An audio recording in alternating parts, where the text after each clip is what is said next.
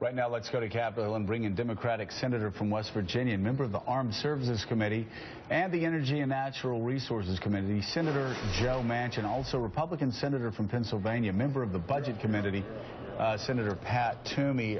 Senator Manchin, let's begin with you. I've been voicing some concerns about the way that Republican and Democratic presidents over the past 50, 60 years have muddled in and out of wars. What do the people of West Virginia think about the president's latest request? Well, we've risen to the cause every time that we want to defend this country and fight, and we die for this country. So the bottom line is, I want to be very clear.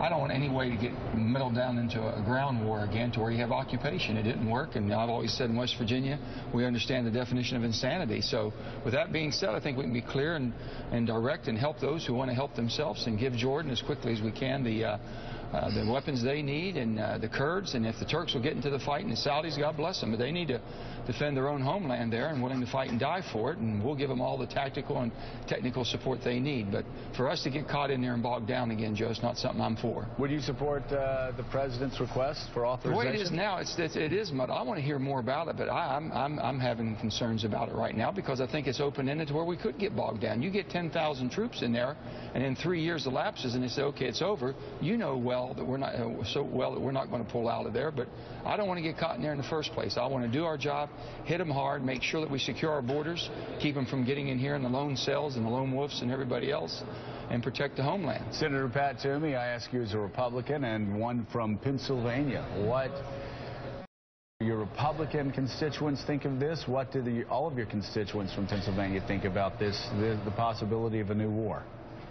Joe, I think my constituents realize what an incredibly dangerous threat ISIS is. The savagery and barbarity of these people is just shocking to all of us. They control essentially a nation state.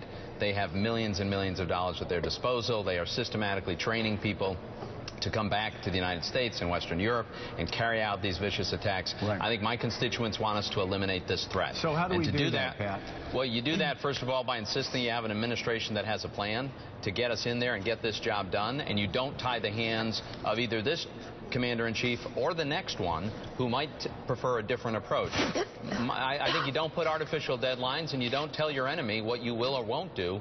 You have the determination to get the job done. So let's ask our Democratic Senator, Joe Manchin, does the president have a clear and coherent plan moving forward to do what Pat Toomey said we need to do? I don't think that we've had a clear plan, because basically how do you engage an enemy that's willing to die and think it's a greater glory to die and sacrifice? And we're in that type of a barbaric situation, as Pat said, but we're coming from two different angles here. We got strapped down for 13 years, and we're still in Afghanistan. We won't get out of Afghanistan. And Iraq, we saw what happened there. But the bottom line is our strategic forces being able to make sure that our airstrikes and support, they've got to want to fight for their homeland. We can't do that fighting for them. And we can protect America, and we can protect them from coming here. But you're saying wipe them out. We never even heard about ISIL 6 months ago. It was all Al-Qaeda. First it started with Taliban. These people are hell-bent on killing each other. And I think we'll let them go ahead. If they're going to do it, let them do it. But they're going to kill Americans. Well, unfortunately, they're hell-bent on killing us, too. And they've demonstrated a willingness and a capability to do this. There's no question in my mind that the optimal approach would involve that significant ground forces would be primarily of the Sunni Arab countries, maybe Turkey, the Kurds. Those are those people who certainly have the most immediate risk at stake. Well, they're going to need guidance from the United States. Is that a possibility, Pat? Because, as you know, they've sat back for so long. Let United States sons and daughters die. Let United States taxpayers foot the bill to keep their region a bit more secure. Why should we do it again? I think that there is an increasing willingness. I think the Jordanians have seen just how horrific and how immediate this risk is for them.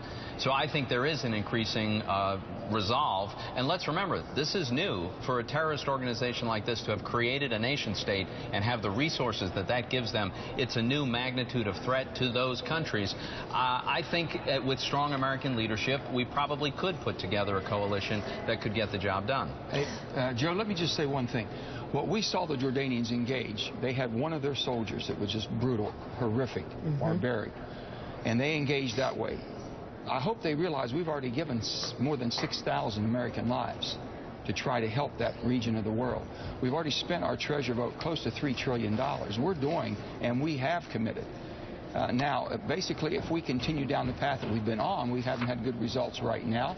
They seem to spear up. There might be somebody else besides ISIL. I think we've got to make sure that the countries that basically where they're breeding out of, coming back to and wanting to come to America, we stop that flow. And basically we have to engage. If Jordan will engage that way, why won't the Saudis get involved? Why won't the Turks get involved? The Kurds want to fight, and we should be committed to giving them the weapons and giving them the technical and tactical support they need. That's what I'm... We appreciate both of you coming on to debate this together. We also know that you're working together on a bill that involves protecting children. Can you tell us about that? Sure. Well, last year alone, 459 teachers and school employees were arrested for sexual misconduct, abusing the children they're supposed to be taking care of. It's appalling, it's outrageous, it's indefensible. And part of it is because we have a system of background checks when we hire school employees that has all kinds of gaping holes in it.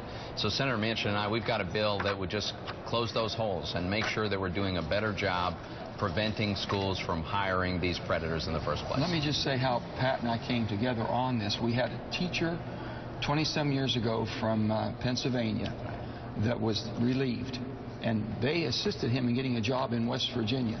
He became a principal in a school down in southern West Virginia, and he was a pedophile. We had no knowledge of that. And he was a known pedophile at the school in Pennsylvania, right. And they sent a letter of recommendation. So we call that passing the trash. They passed the trash on to us. What we're doing basically with this bill is stopping and preventing that from happening without passing someone on just for the sake to get rid of them. And that man came down and he was a pedophile, and he abused a lot of children. He killed a young boy named Jeremy Bell. And this has got Pat and I together, Pennsylvania and West Virginia, working together to help, I think, the whole country. So no child, a promise to a child, they should have a safe place in their life. No child should ever go to school and not be the safest it possibly can be. And this bill will help us keep that promise. Awesome. Thank you very much, Senator Joe Manchin and Senator Pat Toomey. Thank you very much.